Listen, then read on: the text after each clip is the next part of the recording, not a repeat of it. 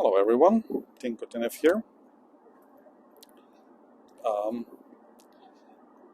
I've been thinking that I need to talk about one topic which many will find confusing, others will find controversial, and some will understand. Um, but I decided to talk about it anyway because I was raised, indoctrinated as a Marxist atheist, and I think for many people it's not easy to understand what this means. So I wanted to talk about the Marxist atheist cult because it is a form of faith that is being um, practiced as a faith. It has its own dogmas, faith dogmas. It's anti-religious, so it's not a religion, but it's a faith, and its objectives are very sinister. But it understands how um, other religions work and uses the tools that other religions work to um, advance its objectives. So I can say about what I witnessed and what I was educated in. Um, so from very early age, it was made clear to me that anyway, the church is a bad thing. Faith is bad. The Orthodox Church, because we lived in a previously Orthodox country. So it was bad. There were no Bibles. You couldn't buy a Bible. They were not available. They were banned. So only the clergy could study the Bible. But from what I understand, after the collapse of communism, most of the clergy were rounded and executed from various churches. And a lot of Secret Service agents were planted in the churches to um, twist the message, to customize it, to um, be more suitable for um, a communist ideology than what Christianity is really about. And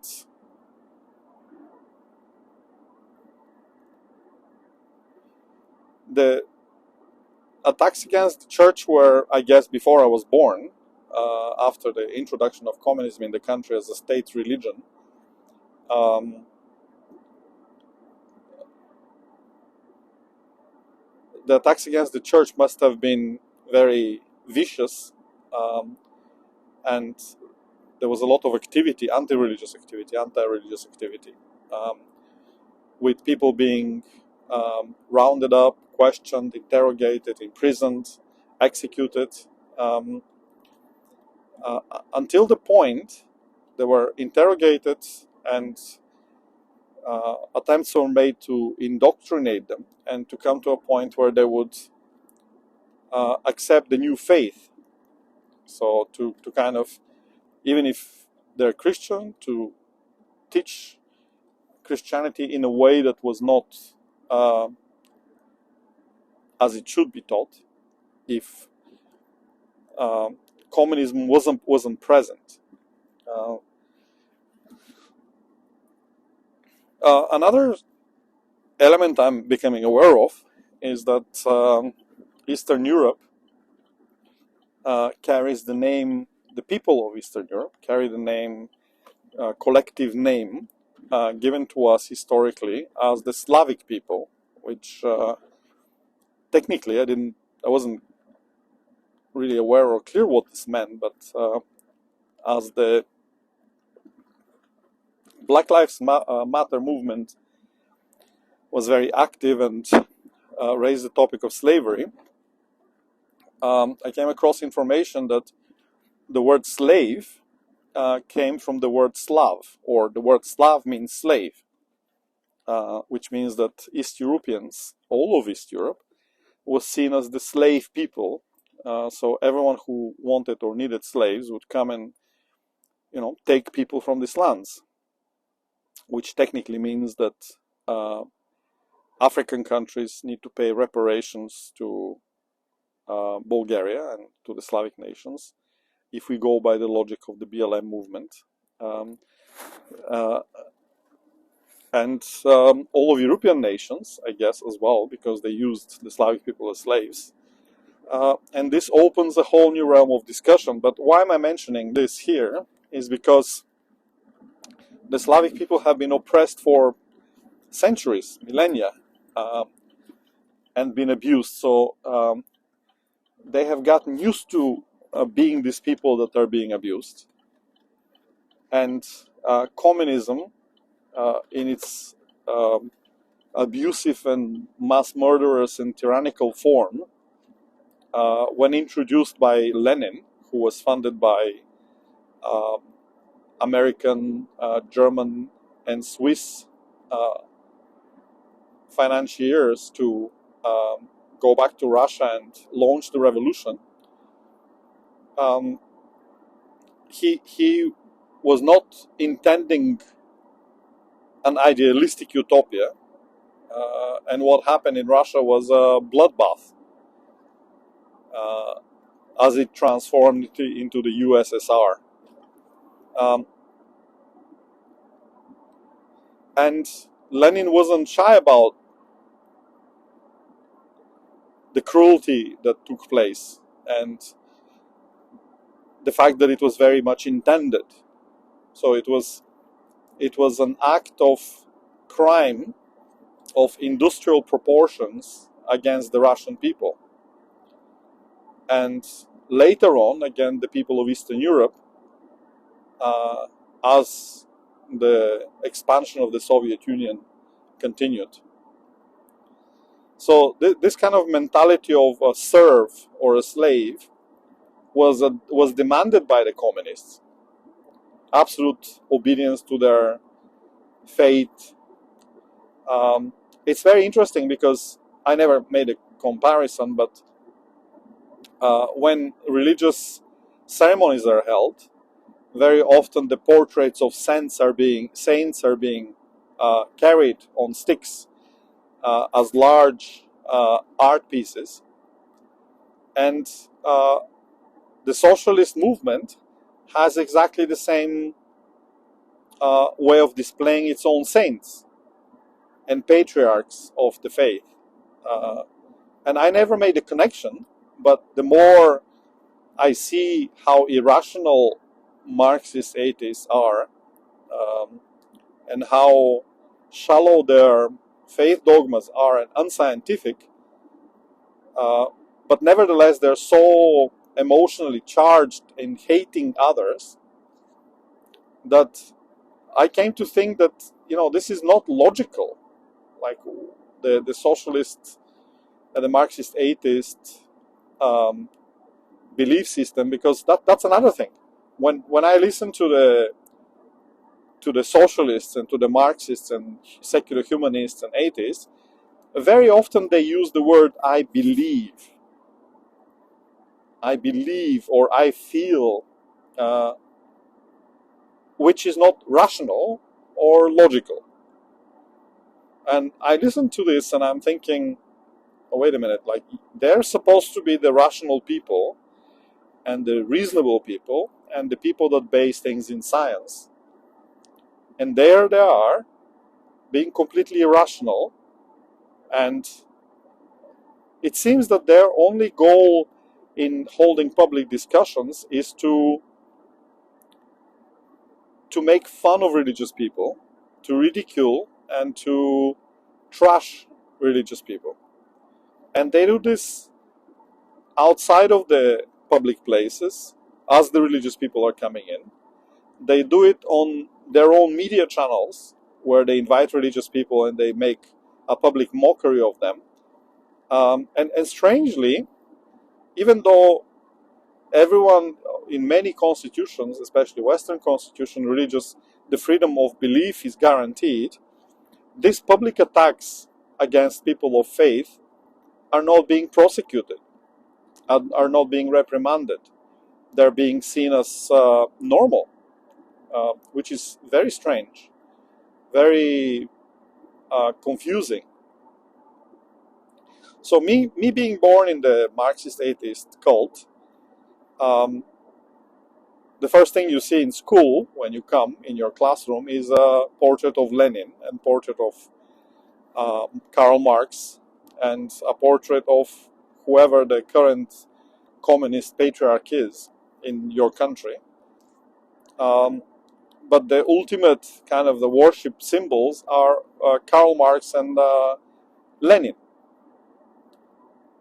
So the source of the faith or the source of the revelations for this cult, they originate in Karl Marx and Lenin. And it's interesting because if we try to understand what they say, and I was trying to understand what they say, well, I wasn't trying consciously, but I was being taught, to hate religious people, to hate any kind of dissent or critique of the Communist Party, to rebel against it and to report it, and and now thinking back at this, I'm thinking, wait a minute, why do they need, or why are they afraid of religions so much that they have to teach me to hate them? They can't allow me to even find the Bible and read the Bible. Like, why are they so afraid? And I can't come to a different answer than this, that the lies will be revealed. Like, if you were to read the Bible, you would find out the lies that are being told to you. And the other interesting element is, like, this is what actually caused a lot of my struggles as a citizen of a communist country. It was that in school I was being taught that the Marxist utopian ideal is one where moral citizens are at the core of the utopian system, and moral citizens are ones that can make moral choices, and moral choices are given. Examples of moral choices were given. If one goes into a shop to buy groceries and all the racks are full and nothing costs money, one will only take as much as they need. And I was really concerned about, because this was the only option to try to be a citizen of a communist country and to be a moral citizen. I was wondering, how do I become a moral citizen? How do I become a person that goes into a shop, sees everything there, and doesn't take more than they need? And I was wondering, how do I develop a mindset that would allow me to think like this or to feel like this? And strangely, even though we were taught ethics and all the Greek kind of, because communists love gods, the Greek gods, hate the God of the Judeo-Christian faith and the Muslim faith, the Abrahamic faiths. So they hate this God, but they love the other gods, which is also very strange. Like, why hate one and love the many? So it's kind of, then I was thinking, okay, so and now lately, as I see how much atheists support abortion, for example, and support human trafficking and pedophilia and all kinds of sexual acts labeled as sin in the Bible, they adore and worship and demand full acknowledgement of the right of people to practice these practices. I was kind of thinking, okay, so why are they doing this?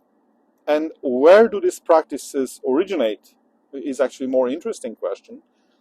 And they're obviously not Judeo-Christian, because the Judean faith and the Christian faith and the Muslim faith, they see this as immoral practices. So then comes the question now, okay, what is a moral citizen? You have all these 10 Commandments and a whole moral value system built around the 10 Commandments, and the 10 Commandments come from God. And then you have a situation where people are saying, no, God doesn't exist, and all this is made up. All this is complete nonsense. So For them, the worship practices of the pagan cults and other gods are acceptable, but the worship practices of Judeo-Christians, the Abrahamic faiths, are unacceptable, which is quite interesting that they have such selective understanding about gods. So some gods are okay and acceptable, other gods are not okay and unacceptable. Another thing I notice is that Marxist atheists, they really adore meditation as a spiritual practice, and they even admit it to be a spiritual practice, but they call it mindfulness, a part of mindfulness, whatever that means. I don't know if there is a very deep, clear description what mindfulness is. But let's say it's mindfulness. I know the science behind, because I was curious enough to know. And the science behind is that there are three states of our brain. And during our active phase of being awake, our brain waves are working faster. When we sleep, they're slower, very slow, we can say. And there is a stage between these two, which is the stage where we dream. So as we sleep and our brain is not very active, it will accelerate its activity and then we'll have dreams. But also, as we fall asleep and move through the stages towards towards being asleep, we can see things and hear things that are not there, that we experience with our own senses, but not physical senses. So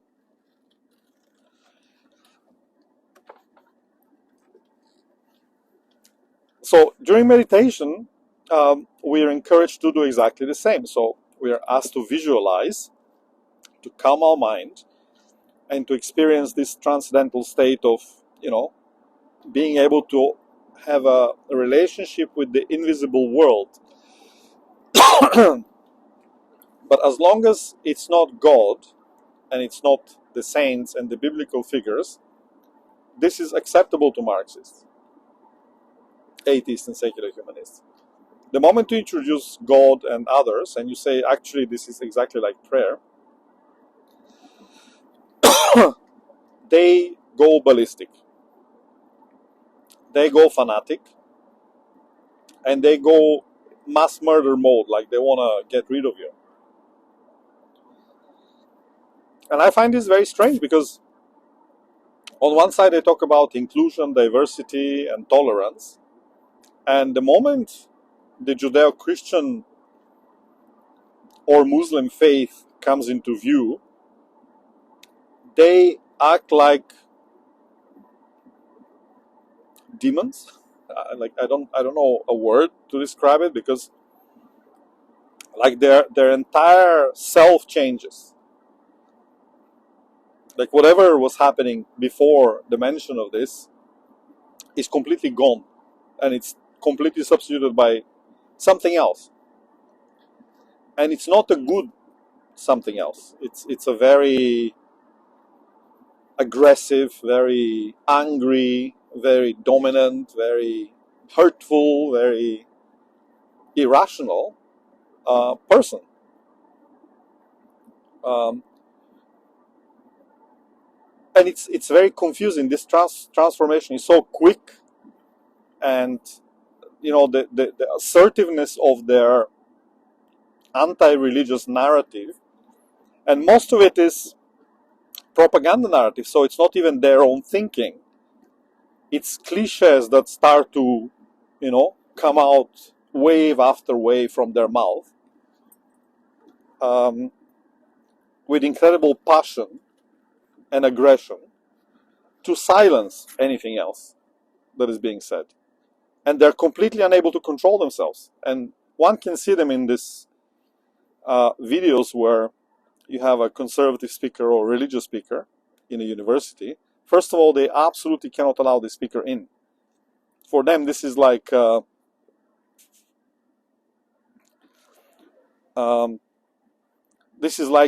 evil of evils will be allowed on campus. So absolute intolerance. Then, if by any chance this person is allowed to come in, they will be shouted at, they will be insulted. The people who identify themselves as Marxist, atheist, secular humanists, like the whole range of names and heads of the same beast, they come and they use their own logic, which is on one side it's very interesting logic, because on one side they say, they claim God doesn't exist, but on the other side they say that God is evil. So to me, these two things, they can't really coexist, because if you don't believe God exists, you can't claim he's evil. And they can say, yeah, but the God that you believe exists is evil, but the ones that believe that God exists don't believe that he's evil. So it's their own belief that God is evil that they're imposing on religious people. And because it's so irrational and unscientific, not just one, like most of their claims are irrational and unscientific, and very kind of, angry. And so I was wondering, like, what are they trying to achieve? And it dawned on me that they're just trying to find recruits for their faith. They're trying to find people that have any reasons to have a doubt in God, any religious people of any faith. If they find that somebody has some kind of doubt in God, or has some kind of, state of mind where they're still searching and they're not sure about many things, they like to hammer in a nail in the head of this person with this kind of behavior, to demand them to reevaluate their entire life and to find reasons to hate God. First to question God and God's existence, then to question God's motivation, and then hate God and religious people. So it's like a program, it's like a curriculum that is being introduced by these people, in a very, one can say, even religious fashion, through mantras.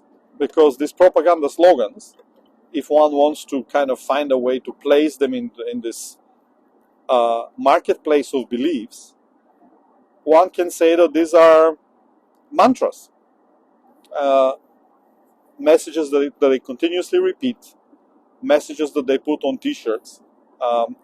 Their saints and prophets and patriarchs, they put on t-shirts with the words that they say. And they like to paint a holy image of their saints, and they like to completely under represent or under understand the damage their saints cause to the world. So on one hand, they want to completely demolish every other faith's saints and spiritual messages and revelations that were received by the saints and by their prophets, by the founders of the churches, as having no ground in logic and reason. And on the other hand, they want to present their own saints as ones that have absolute, unblemished past, holy, divine past, unblemished by any sin. They're very holy people. They're very good people. They only had the best intent in mind for humanity and for everything, for life, And when being challenged with the mass murders, moral and financial bankruptcy of socialist countries and communist countries, uh, their saints cannot be touched. So their saints remain holy. So what failed was not the saints and not their teachings. What failed was the people that were trying to exercise their teaching. So Marxists claimed that Marxist was not understood by the socialists and communists. That now this new generation of contemporary born-again Marxists, they have the true vision for Marxism. They read the same book. It's not, books, let's say. Karl Marx didn't say much, or okay, he said a lot, enough to convince people, but he didn't say much anyway. So reading the books, one can claim that all these previous scholars and prophets and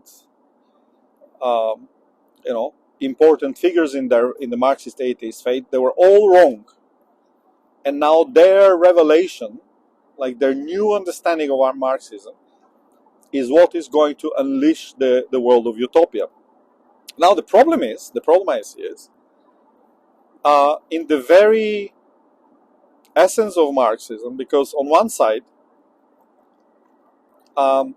if you're encouraged to look for evil things, and if you're encouraged to look at other faiths as evil and God as evil and yourself as an evolved labor monkey, how do you create a moral citizen? How do you become a moral citizen? Like, I find this very confusing. Like, how do I become? I found this very confusing for myself. How do I become a moral citizen? There is no moral teaching. There is no understanding of morality on one side. On the other side, there is the claim that God doesn't exist and that everything religions teach is false. It's made up.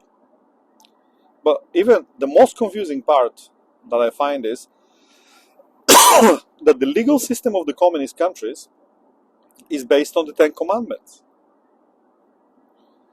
I find this extremely confusing, because if what Moses brought from the mountain was false and God doesn't exist, why would a communist country still consider murder a crime, theft a crime, blasphemy against the Marxist atheist faith a crime? Of course, they have no problem saying blasphemous words against God, but if blasphemous words were uttered against the communist saints and leaders of the age, the patriarchs, this is absolutely intolerable. And the other question that I can't figure out the answer to is, why, if all socialist countries and communist countries are patriarchies, why is this not an issue with Marxists? Because I looked at all the leaders, our leaders in Bulgaria, the communist leaders, and all the leaders in Russia, and all the leaders in China, and all of them are men. The Politburo is mostly comprised of men. Also, another thing what I cannot understand is why Marxist socialists and secular humanists, they're not bothered by the fact that predominantly the system that is established under the guidelines of the Marxist socialist secular humanist view is very racist. Because if, like, we see that obviously the Chinese communists, they're not fond of the white communists or the African communists. They believe that Asians are supreme. The Han people, they are the supreme race, which is really interesting, because how can we talk a brotherhood of men if one race is supreme only?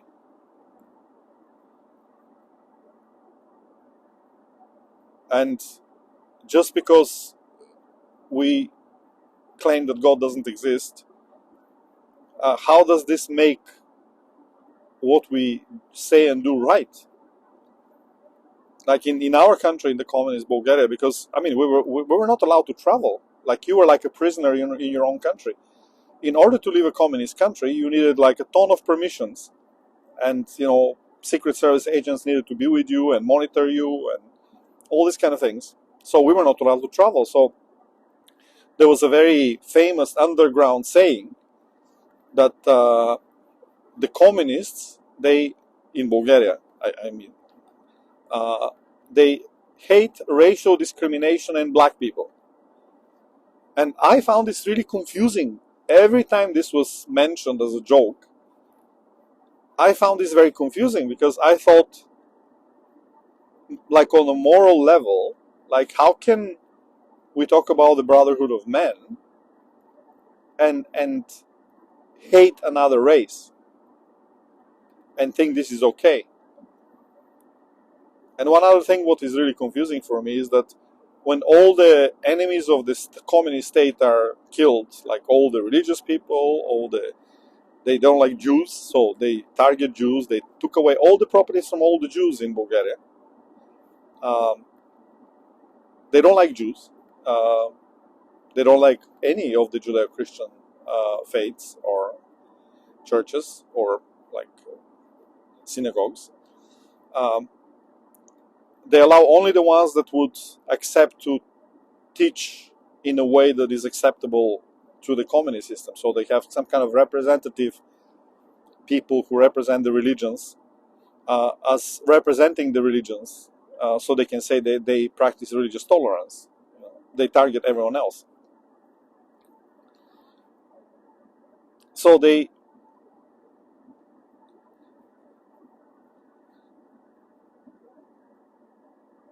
lost my train of thought there. Anyway, it's time to conclude the video anyway. It's a very confusing faith. I've thought about it a lot. I've observed it a lot. I've observed my own experiences. I've revisited my own experiences in the communist country, being raised in a communist country, what I was made to wear, what we ate, or what was not in the shops, how limited everything was, how limited we were to do things and to say things, and how restricted we were to travel. We couldn't travel to other nations.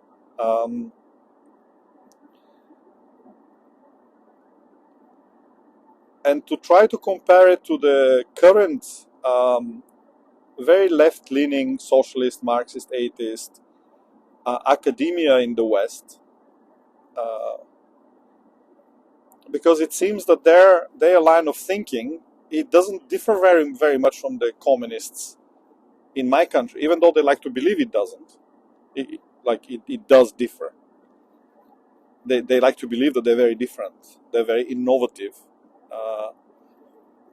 but the methods they use are the same, the objectives are the same, and even now the strategic goals of depopulation and controlling every aspect of human life is very communist sounding, and everybody can see this. So the World Economic Forum, many times I wonder, like, what kind of moral framework is guiding them, because it's definitely not religious, it's not Christian. They come across as very anti-religious. There is no mention of God on any of their meetings, or the will of God. And they believe they're the God. So, like, to me, because in my country the communist leaders were gods, to me, the World Economic Forum and the leaders that emerged from the World Economic Forum, they don't differ at all from the communist leaders and the way that they thought and they wanted to run things.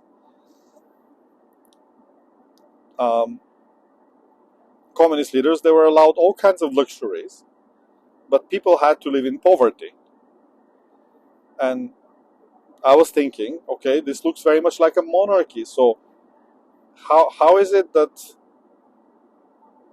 the Marxist ideas and all the money because it's not just the ideas. When leaders of communist countries, they have control of all the money in the state, they so far have been completely incapable of creating even something even remotely resembling utopia.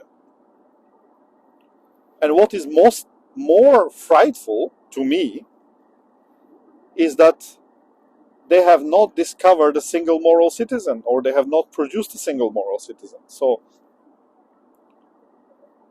according to Karl Marx himself, and what I was taught in school, unless you have moral citizens, you cannot have a utopian state. So, uh, either they're not trying to build utopian state at all, they're just trying to get rich and abuse everybody else,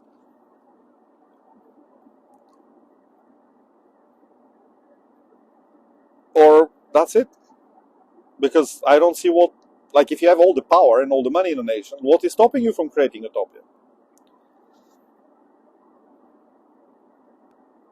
And to me, when I traveled around, when I lived in a Muslim country, in Iraq for 3 years, I looked at people, and I wouldn't say, many are uh, moral citizens, but I would say I could see example of moral citizens, people that, if they had, they would share, and if they saw people in need, they would help.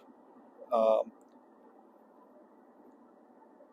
so I was wondering, okay, these are people that are not socialist, not Marxist, they're not indoctrinated like myself, and yet among them they're moral citizens. Then I was living in Europe, in Western Europe, many years later, and I observed many people who would do things for the community out of goodwill as a moral citizen. And I was wondering, like, why, what motivates them, like, and why nobody can see and nobody defines them as moral citizens, because obviously they're trying to make moral decisions, but they're not seen or labeled as moral citizens, and they don't want to be. And many of them are Christian, or Jewish, or Hindu, because so many different cultures and nationalities live in Western Europe now. So one can observe all the different traditions, how they bear fruit through the people that live according to them. And for me, this was very, very, very interesting to see that moral citizens can exist in Christian countries and in Muslim countries. And in the Christian countries that I visited, the moral citizens were not just Christians. They were Hindu, they were Muslim, they were and some atheists. So it seems like the standards for moral citizens or living for the sake of others, a good person, they're not a copyright of Marxism. They're not copyright of the socialists or the secular humanists, as they claim. Uh, and the level of intolerance towards people of other faiths is completely unjustified. So this is why my conclusion is that the Marxist atheist faith is satanic. It's anti-God and anti-God's creation and anti-human, but it's anti all these things because of passions. It's not logical reason that is driving this, it's passion. Just the hate for God, of God. The hate of Adam and Eve. The hate towards people. And using people to mistreat the environment, mistreat what God created, abuse what God created, generation after generation. And this is something to think about. Like, it makes me think a lot when I look at this world. Like, how do we make it a better place? And unfortunately, I think the only positive I see in socialism or the Marxist atheist faith is the ability to scrutinize, to be skeptical, and to encourage people to be skeptical. What is funny is they absolutely cannot tolerate skepticism towards the Marxist atheist faith. And I find this really, on one side, funny, like really, like you can crack and laugh all day when you look at them, how hypocritical and absolutely irrational they are. On the other hand, like I think, yeah, is this really a cult or something? Like it just doesn't make any sense. Like how can they not see their own hypocrisy? And I'm not saying this because I dislike the people. I dislike this kind of mindset because I was raised in it and I really didn't benefit. Like I can say yes, we had maybe a safe life, but like when you have absolute control of the state, what does safety mean? Like if they decided you should be killed, you were killed. Like there was no safety for you.